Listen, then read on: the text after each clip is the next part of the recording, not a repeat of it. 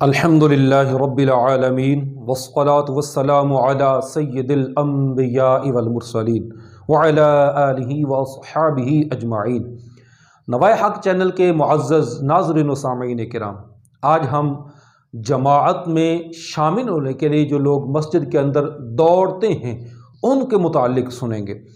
یہ منظر مساجد کے اندر بہت عام نظر آتا ہے کہ جب کوئی وضو کر رہا ہوتا ہے یا گھر سے وضو کر کے آتا ہے، وہ جیسے ہی مسجد کے اندر پہنچتا ہے تو دیکھتا ہے کہ جماعت قائم ہو چکی ہے، کھڑی ہو چکی ہے، اور بالخصوص وہ جب رکوع میں جماعت ہوتی ہے تو اس وقت ہوتا کیا ہے کہ جناب وہ نمازی یوں سپیڈ کے ساتھ دوڑتا ہوا جماعت میں شامل ہونے کے لیے جاتا ہے۔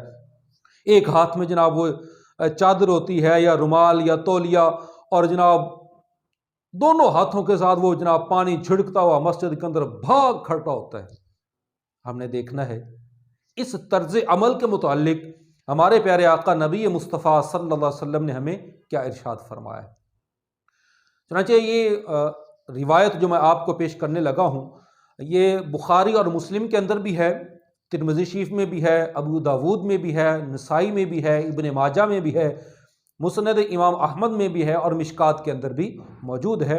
بخاری شریف میں حدیث نمبر 908 اور صحیح مسلم کے اندر 1359 اور 1360 ہے۔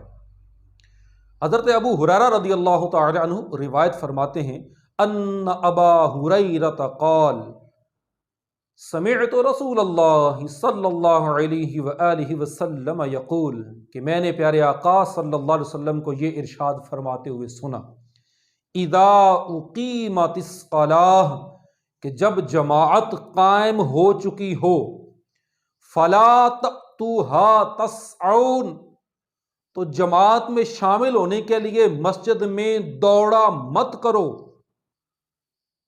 وَأْتُوهَا تمشون، تم چلتے ہوئے آؤ۔ کیسے آئیں؟ کس انداز سے چلیں؟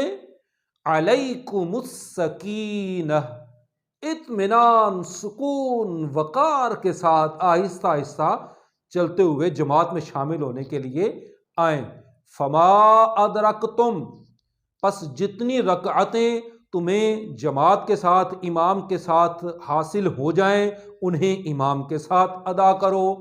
وما فاتکم، اور جتنی رکعتیں تمہاری امام کے ساتھ رہ جائیں، فاتموا، تو امام کے سلام پھیرنے کے بعد انہیں کھڑا ہو کے مکمل ادا کرو۔